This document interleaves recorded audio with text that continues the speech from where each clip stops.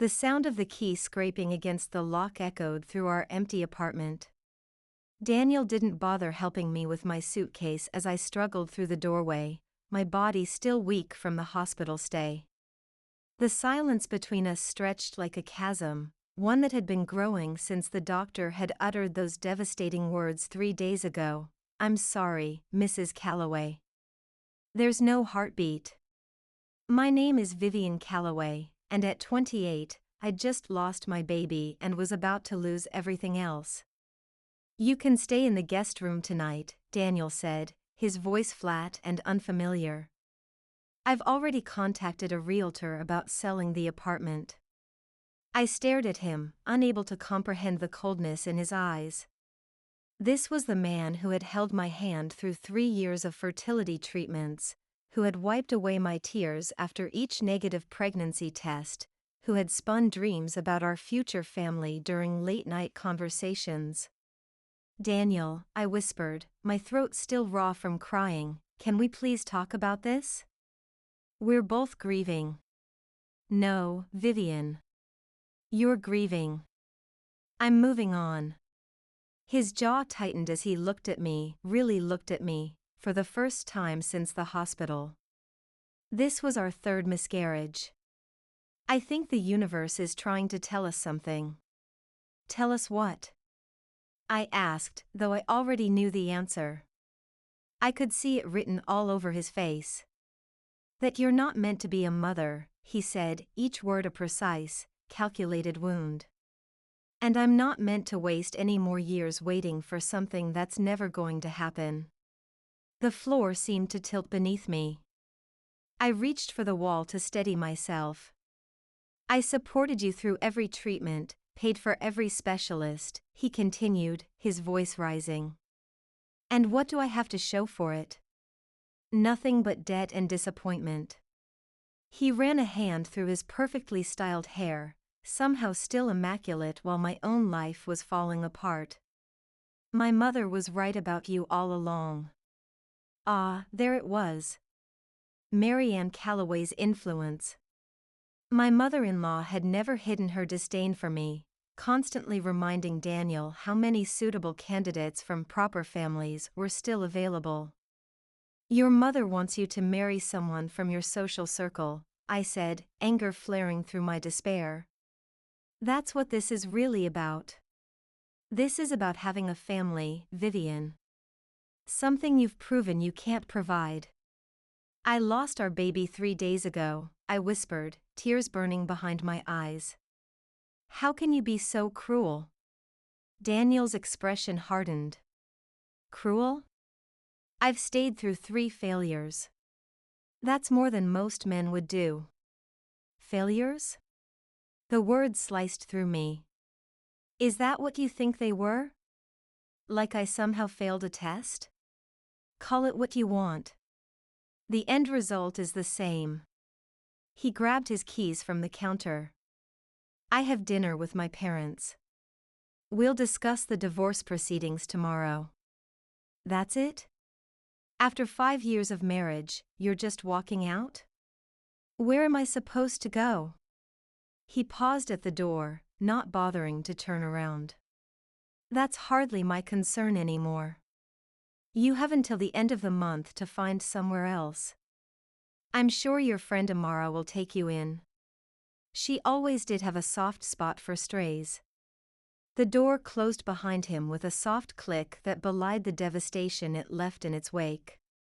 I slid down against the wall, my body surrendering to gravity as my mind tried to process the ruins of my life. My phone buzzed with a text from Amara. "How are you holding up? Need me to come over?" I stared at the screen, wondering how to possibly convey what had just happened. How did one compress the complete destruction of a life into a text message? Another message followed. "I'm worried about you. Please respond." My fingers trembled as I typed, "He's leaving me. Says I'm a failure as a woman. I have nowhere to go." Amara's response was immediate. "I'm on my way. Pack what you can. You're staying with me." I pulled myself up from the floor, wincing at the physical pain that still lingered from the DNC procedure. Somehow, though, it paled in comparison to the emotional devastation. I moved through our apartment like a ghost, gathering essentials and avoiding the nursery we'd painted just 2 months ago, a soft mint green that would work for any gender. When Amara arrived, her expression shifted from concern to fury as she took in my tear-stained face and shaking hands. "That cowardly, spineless bastard," she hissed, helping me with my bags. "Leaving you now, of all times? I'm going to destroy him." "Please don't," I whispered. "I just want to leave." She nodded, her dark eyes softening. "Okay. Let's get you out of here. Everything else can wait."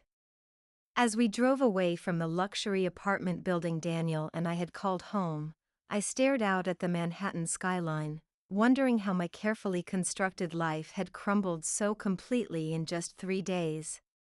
"He said I was useless," I said, my voice barely audible over the car's engine. "That I'm not meant to be a mother." Amara's hands tightened on the steering wheel. "He's wrong, Viv. He's so monumentally wrong that someday he'll realize it and it'll be too late." I didn't respond. In that moment, I couldn't imagine a future where Daniel's words weren't echoing in my mind, where the weight of my failure didn't crush me. "You're going to stay with me as long as you need," Amara continued, maneuvering through the evening traffic.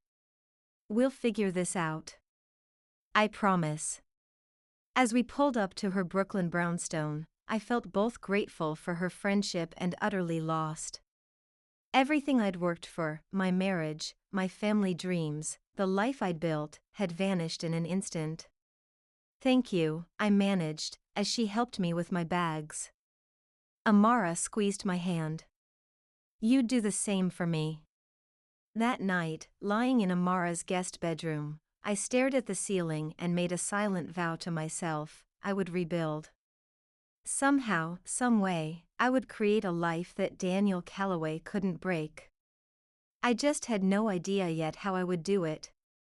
6 months after Daniel had shattered my world, I found myself sitting across from Amara at a small cafe in Brooklyn, my hands wrapped around a steaming mug of tea. "You need to sign the divorce papers, Viv," Amara said gently, sliding the envelope across the table. "Daniel's lawyer won't stop calling, and you're only prolonging the inevitable." I stared at the envelope, my name printed in cold, official font. Despite everything, finalizing the divorce felt like admitting defeat, like confirming Daniel's assessment that I was, indeed, a failure. "I know," I said, taking a deep breath. "It's just, once I sign these, it's really over." Amara reached across the table, her hand covering mine. It was over the moment he walked out that door. "This is just paperwork." I nodded, blinking back tears. "You're right. It's time." As I opened the envelope and scanned the terms of our separation, a bitter laugh escaped me. "He's keeping everything. The apartment, the investments we made together, even the furniture I picked out. All I get is a settlement that barely covers a year's rent in this city." "His family has powerful attorneys," Amara said, her expression darkening. "But you could fight this. My cousin is a divorce lawyer." "She could." I shook my head. "No. I don't want to drag this out. I just want it over with." I pulled a pen from my purse and signed my name with trembling fingers. "There. Vivienne Calloway is officially erased." "Not erased," Amara corrected firmly. "Freed." That word, freed, hung in the air between us, pregnant with possibility. Was that what this was? Not an ending, but a liberation? "Speaking of freedom," Amara continued, changing the subject, "I have news. I've been offered a position in Seattle. It's a dream job, heading up tech development for Cameron Industries." Amara, that's incredible. I said, genuinely happy despite my own circumstances. When do you start? In 3 weeks, she replied, watching me carefully. And I want you to come with me. I blinked in surprise. To Seattle? But my job, my life. What life, Viv? Her words were gentle but direct. The publishing house gave you a pity extension on your leave, but we both know they're not expecting you back. New York is full of Daniel's family and their social circle. What's keeping you here except painful memories? The truth of her words sank in. What was keeping me here? I'd been hiding in Amara's guest room for months, barely functioning, let alone rebuilding. I don't know, Amara. Starting over in a new city, it feels overwhelming. That's exactly why you should do it, she insisted. Seattle is booming. Your editorial skills would be in demand. Plus, Cameron Industries has an amazing publishing division. I could put in a word. I took another sip of my tea, letting the idea settle in my mind. A new city. A fresh start. Away from the pitying looks and whispered conversations about poor Vivienne who couldn't keep her husband or carry a baby to term. Okay, I said finally, surprising myself with the decisiveness in my voice. I'll come. I've got nothing to lose. Amara's face broke into a wide smile. That's the spirit. Seattle won't know what hit it. As we walked back to her brownstone, I felt something I hadn't experienced in months, a tiny flicker of hope. Maybe, just maybe, I could build something from the ashes Daniel had left behind. Little did I know that Seattle would offer more than just a fresh start. It would give me everything Daniel said I could never have, and then some. Seattle greeted us with 3 straight days of rain, as if testing our resolve. Amara's company had arranged a sleek downtown apartment for her, with floor-to-ceiling windows overlooking Elliott Bay.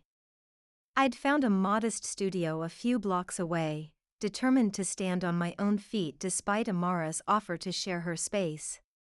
Cameron Publishing is hosting a networking event tonight, Amara said over our video call, a week after we'd settled in. I think you should come. Their editorial director will be there. I glanced at my reflection in the laptop screen, noting the dark circles under my eyes. I don't know, Amara. I'm not sure I'm ready to network. It's been 7 months since. She paused, carefully selecting her words, since everything happened. And 3 weeks since you signed the papers. It's time to start living again, Viv. I sighed, knowing she was right. Fine. But I have nothing to wear. All my nice clothes were left behind. Perfect excuse for a shopping trip, Amara declared. I'll pick you up in an hour. That evening, dressed in a simple navy dress that Amara insisted brought out the blue in my eyes, I stood at the edge of a crowded rooftop bar, clutching a glass of sparkling water and fighting the urge to flee. Relax, Amara whispered, appearing at my side. You look like you're facing a firing squad instead of a room full of potential colleagues. It's been a while since I've had to make small talk, I admitted. Especially with strangers. Well, here's your chance to practice. Xavier Cameron is heading this way, and he's bringing the editorial director with him. My stomach dropped as I watched a tall, distinguished man in his 50s approach, accompanied by a woman with a sharp bob and keen eyes. Amara, wonderful to see you settling in, Xavier greeted warmly before turning his attention to me. And you must be the friend I've heard so much about. Vivienne Hayes, I said, defaulting to my maiden name as I shook his hand. It's a pleasure to meet you, Mr. Cameron. Please, call me Xavier. And this is Diane Mercer, our editorial director. I shook Diane's hand, trying not to appear too eager. I've admired your work with emerging authors. Your insights at last year's publishing conference were revolutionary. Diane's eyebrows raised slightly. You were at the New York conference? With which house? Thornfield Press. I specialized in contemporary fiction. Thornfield? Her interest was piqued. Did you work on the Richards novel? That was beautifully edited. I nodded, surprised she remembered the relatively small release. I was the primary editor, yes. Interesting, Xavier interjected, his gaze assessing. We've been looking to strengthen our fiction department. Diane, perhaps Ms. Hayes would be interested in discussing opportunities. The conversation flowed surprisingly easily after that, with Diane peppering me with questions about my editorial approach and vision for modern fiction. By the time they moved on to greet other guests, I had Diane's card and a lunch appointment scheduled for the following week. See? Amara said triumphantly, appearing back at my side. That wasn't so bad. It was actually nice, I admitted, feeling a flutter of excitement for the first time in months. I'd forgotten how much I love talking about books. That's the Vivienne I know, she said, squeezing my arm affectionately. The woman who gets so passionate about stories that she forgets to be afraid. As the evening wound down, Xavier Cameron approached me again, this time alone. Ms. Hayes, I wanted a private word before you left. I nodded, curious.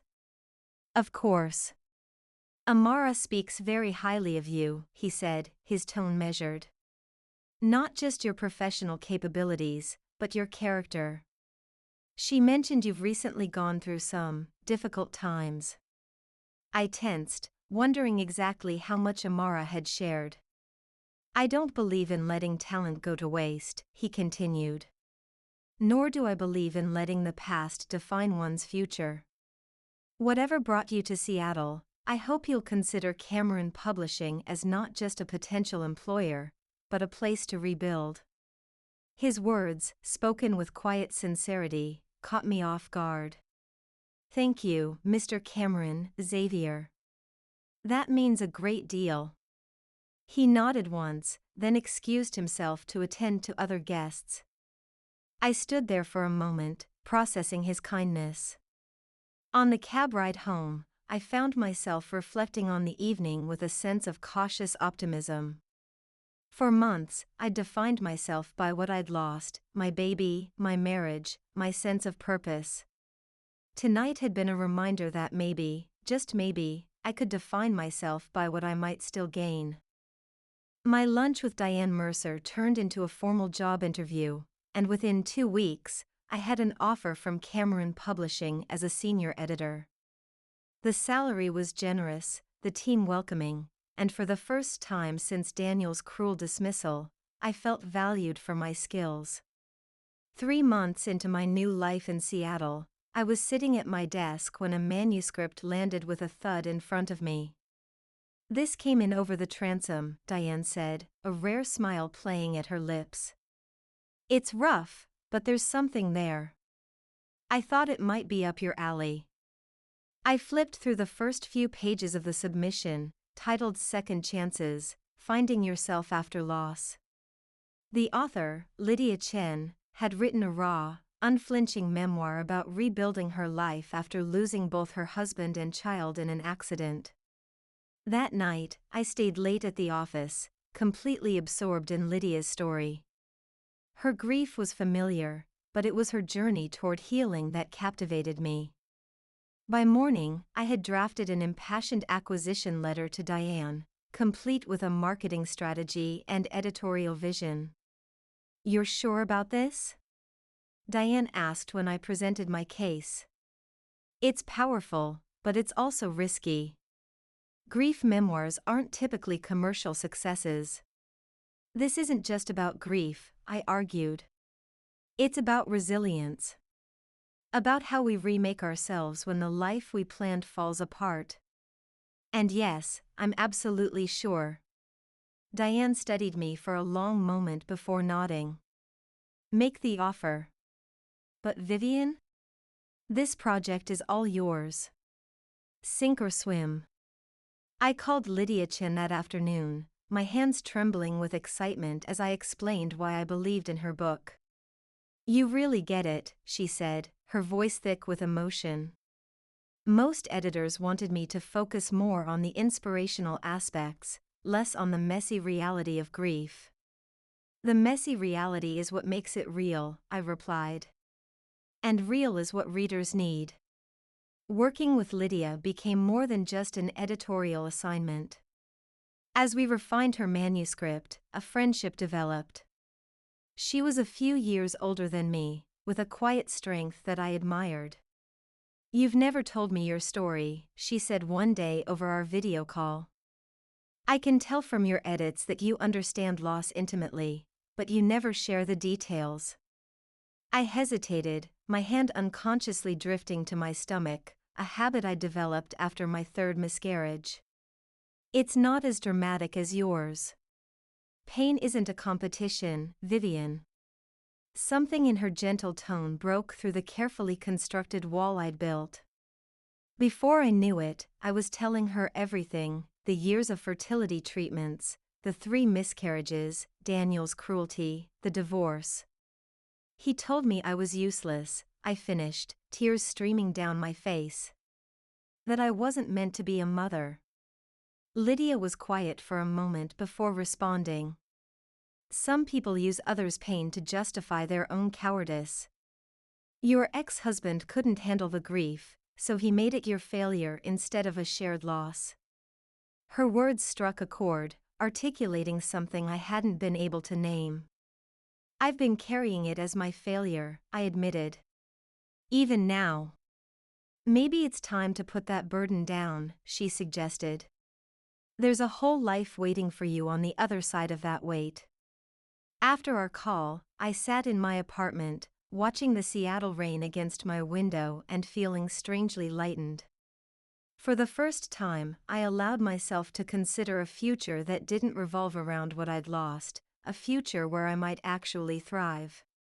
The universe, it seemed, had heard my silent resolution. The next morning, I received an email from Xavier Cameron himself, requesting a meeting. Nervous but curious, I arrived at his corner office promptly at 10. Vivienne, he greeted me warmly. Please, have a seat. I wanted to discuss a new initiative we're launching, and I believe you're the perfect person to spearhead it. Me? I couldn't hide my surprise. Xavier nodded, sliding a folder across his desk.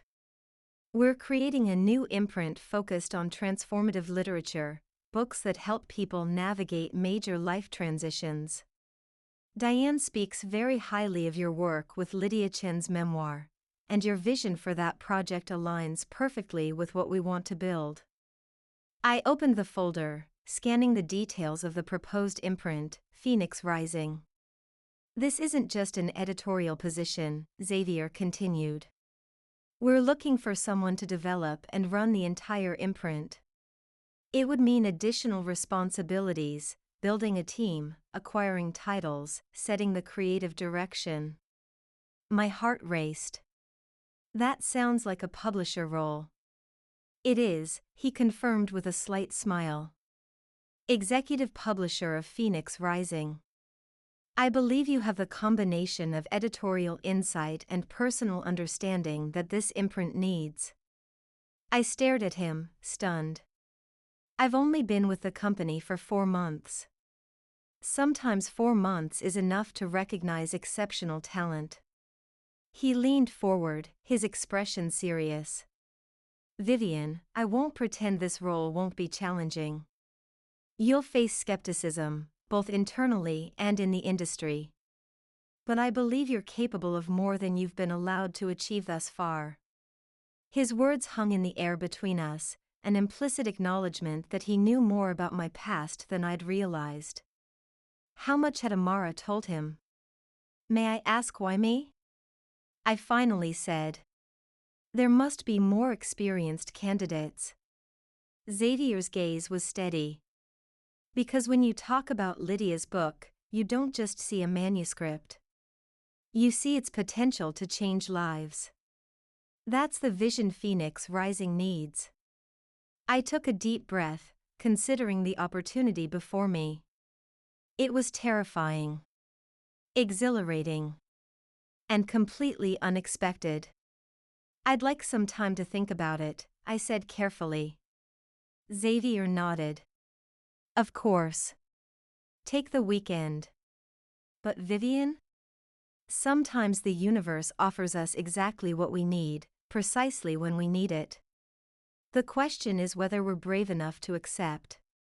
As I left his office, his words echoed in my mind. For so long, I'd believed the universe was telling me I wasn't meant to be a mother. What if, instead, it had simply been guiding me toward a different kind of creation? That night, I called Amara, needing her pragmatic perspective. He's offering you an executive position? After 4 months? She whistled. That's practically unheard of. I know, I agreed. It feels too good to be true. Or maybe, she suggested, it's exactly what you deserve after everything you've been through. Xavier Cameron didn't build his empire by making poor business decisions, Viv. If he believes in you, there's a reason. I hesitated. What did you tell him about me? About what happened in New York? There was a brief pause before Amara answered. The truth. That you're brilliant, resilient, and that your ex-husband's family connections prevented you from reaching your full potential in New York publishing. I didn't share the personal details, those aren't mine to tell. Relief washed over me. Thank you for that. So you'll take it, she pressed. I looked around my small studio apartment, at the life I'd begun to rebuild from scratch. I think I will, I said, surprising myself with the certainty in my voice. I think it's time to stop hiding from opportunities because I'm afraid of failing again. Amara's whoop of joy made me laugh, a genuine laugh, the kind I hadn't experienced in nearly a year. That's my girl, she said. Seattle better watch out. Vivienne Hayes is finally stepping into her power. On Monday morning, I walked into Xavier's office with my decision. I'd like to accept the position, I told him. But I have one condition. His eyebrows raised slightly. And that is? Lydia Chen's memoir will be Phoenix Rising's debut title.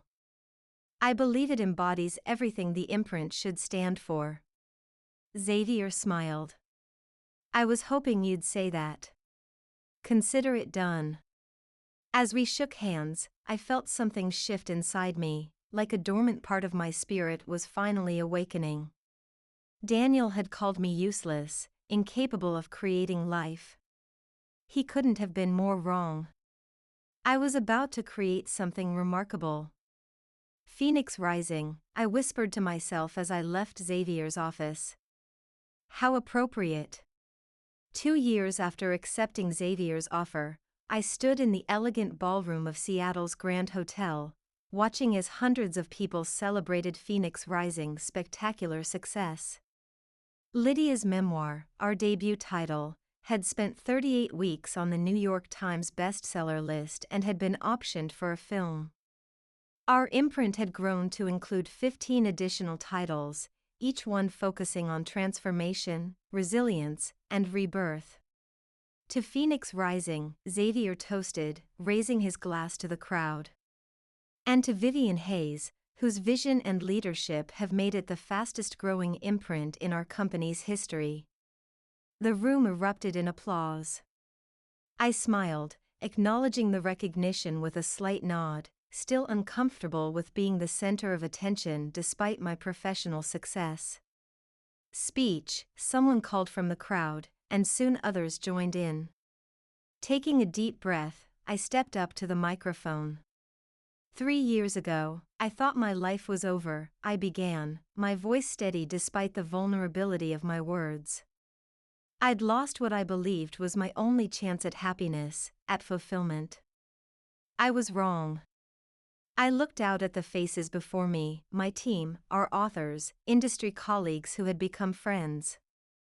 Phoenix Rising isn't just an imprint. It's a testament to the power of reinvention.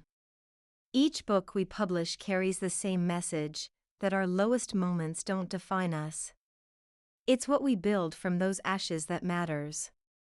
After the applause died down and the formal part of the evening transitioned to mingling, Amara appeared at my side, resplendent in a crimson gown that complemented her dark skin. Not bad for the woman who was hiding in my guest room 2 years ago, she teased, linking her arm through mine. I laughed, the sound free and unencumbered by past pain. I owe you so much, Amara. If you hadn't dragged me to Seattle, you'd still have found your way, she interrupted firmly. Maybe not here, maybe not in publishing, but you'd have risen again.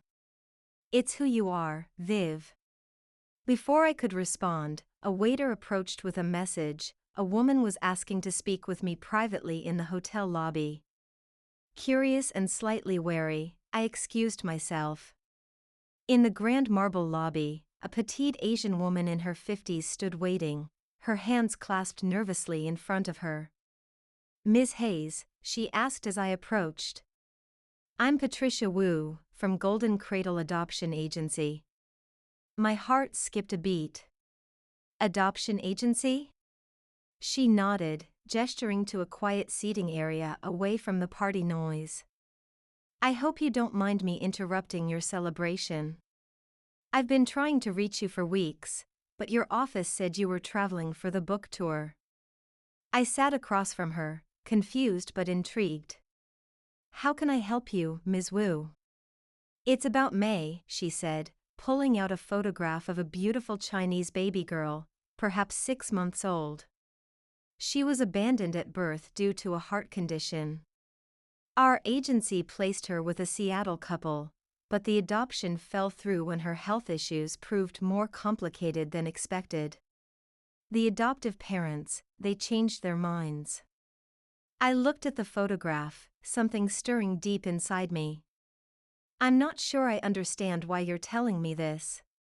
Patricia smiled gently. I read Lydia Chen's book.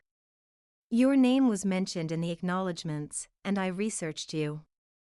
Your work with Phoenix Rising, the types of stories you choose to publish, it spoke to me.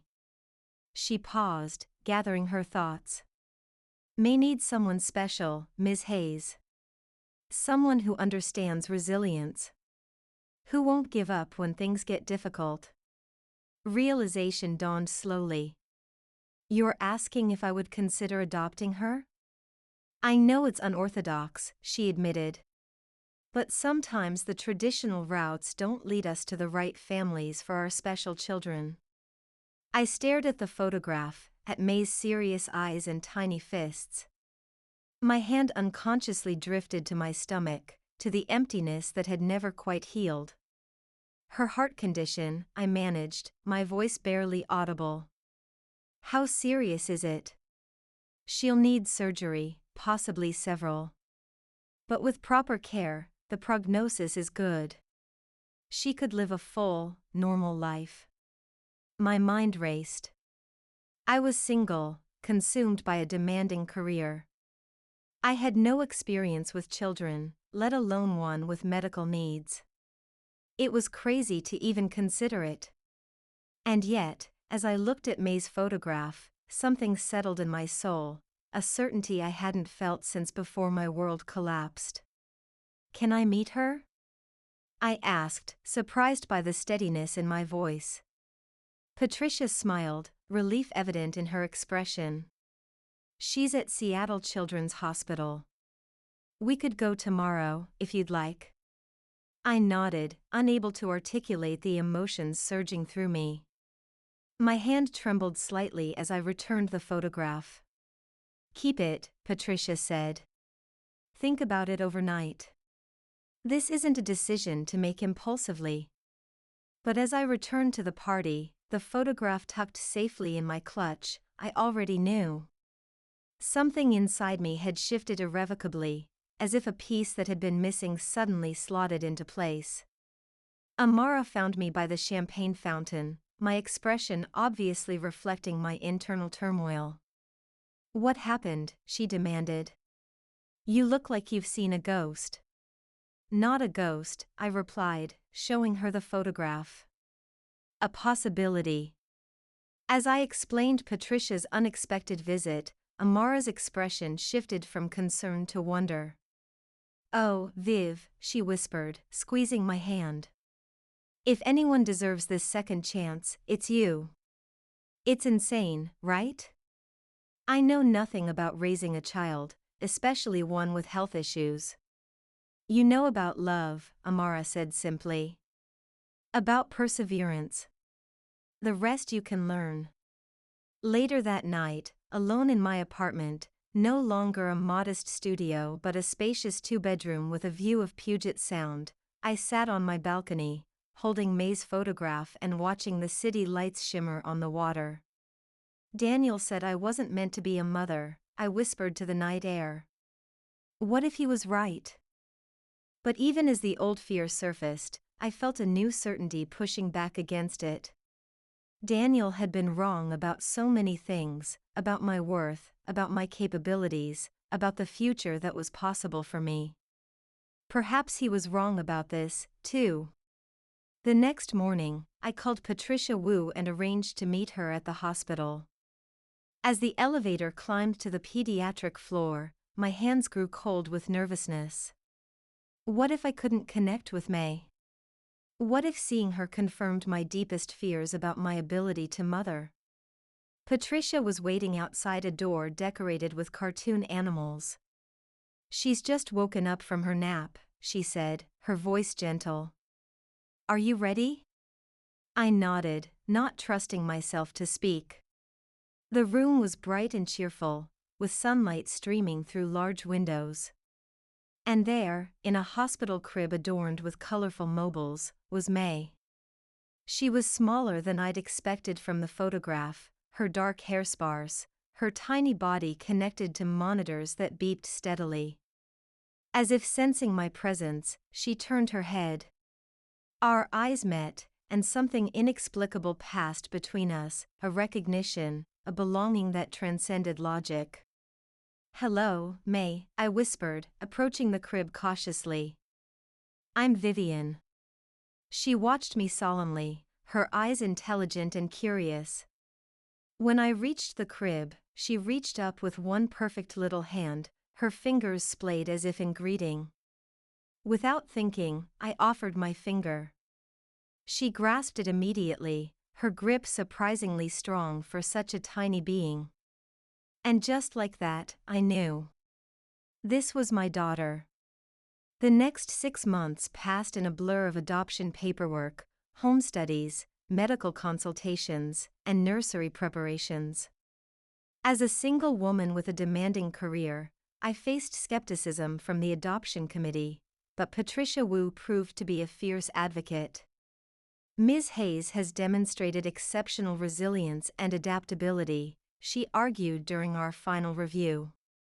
"Her career success shows her capacity for commitment and her ability to build supportive communities. Additionally, her financial resources ensure May will receive the best medical care available." Xavier Cameron, learning of my adoption plans, restructured my role to allow for more flexible working arrangements. "Phoenix Rising was built on the principle of transformation," he reminded me. What better embodiment of that principle than bringing this child into your life? Even Lydia Chin flew in from San Francisco to vouch for my character. "Vivienne Hayes saved my life with her belief in my story," she told the committee. Imagine what she could do for May with that same unwavering faith. And so, on a crisp autumn morning, almost exactly 3 years after Daniel had told me I was useless as a woman and as a potential mother, I carried May through the doors of my apartment building as her legal mother. "Welcome home, little Phoenix," I whispered, kissing her forehead as she slept peacefully in my arms. We're going to rise together. Motherhood wasn't easy, especially with a child who needed frequent medical monitoring. May's heart condition required surgery when she turned 1, a terrifying ordeal that tested my newfound strength in ways I hadn't anticipated. But we survived. We thrived. And as May grew stronger, so did I.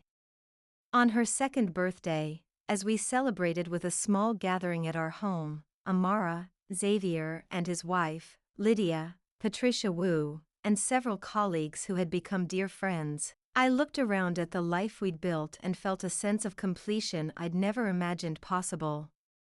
"She's flourishing," Patricia observed, watching May giggle as Amara helped her unwrap a present. "You both are." I nodded, unable to find words adequate for the depth of my gratitude. 3 years earlier, I'd been discarded, deemed worthless because I couldn't carry a child to term. Now, I was a mother, an executive publisher, a woman who had remade herself from the ashes of devastation. As if sensing my emotional moment, May toddled over, her steps still slightly uneven but gaining confidence daily. "Mama," she declared, raising her arms to be lifted. I scooped her up, breathing in her sweet scent. "Yes, my love. Mama's here." The doorbell rang, interrupting our moment. Amara went to answer it, returning with a perplexed expression and a large envelope. "Special delivery," she said, handing it to me. "Requires your signature." Once I'd signed for the mysterious package and settled May with a piece of birthday cake, I opened the envelope in the relative privacy of the kitchen, unprepared for the shock of seeing Daniel's handwriting on the enclosed letter. "Vivienne. I hope this letter finds you well. It's taken me 3 years to summon the courage to write to you, and I'm not entirely sure my words will be welcome. But recent events have compelled me to reach out. The news of your success has not gone unnoticed in New York. Phoenix Rising has become something of a phenomenon in publishing circles, and your name features prominently in industry discussions. I've also learned of your adoption of a little girl. I admit this information struck me deeply. The irony is not lost on me that you have become a mother after all, and from what I gather, a remarkable one, while I remain childless. Marianne passed away last year. In her final days, she spoke often of regrets. Among them, surprisingly, was how she had treated you. Her influence on our marriage, on my decision to leave when you needed me most, weighs on me daily. I remarried, as you may have heard. My new wife, selected from within the social circle my mother so valued, suffered a miscarriage last month. The pain and grief I witnessed in her, that I now share, has forced me to confront the cruelty of my actions toward you. How I abandoned you in your darkest hour. How I blamed you for what was never your fault. I was wrong, Vivienne. Catastrophically, unforgivably wrong. I do not expect or deserve your forgiveness. I merely wanted to acknowledge the truth: you were always meant to be a mother. I was simply not meant to be the father of your children. Enclosed is a check. It cannot undo the damage I've caused, but perhaps it might contribute to May's medical care. Please do not see it as an attempt to ease my conscience, though admittedly, that is part of my motivation. See it rather as belated support for the family you deserved all along. With profound regret. Daniel. I stared at the check, a sum large enough to cover May's medical expenses for years to come, my emotions a complex storm of vindication, pity, and a strange sense of closure. "Everything okay?" Amara asked, appearing at my side. I folded the letter, placing it back in the envelope. "Yes," I said, surprising myself with the truth of it. "Everything is perfect." As we rejoined the party, May raised her arms to me once more. This time, as I lifted her, I felt not just love but triumph. Daniel had been right about one thing: I had been useless to him, to his family's expectations. But to this child, to my imprint, to the life I'd built from nothing, I was essential. 3 years later, I stood in the doorway of our home, watching as May, now 5, showed her little brother how to build a block tower. Vivienne, just 18 months old, had come to us through the same adoption agency, another special needs child that most families had overlooked. Phoenix Rising had expanded into its own division, with offices in Seattle, New York, and London.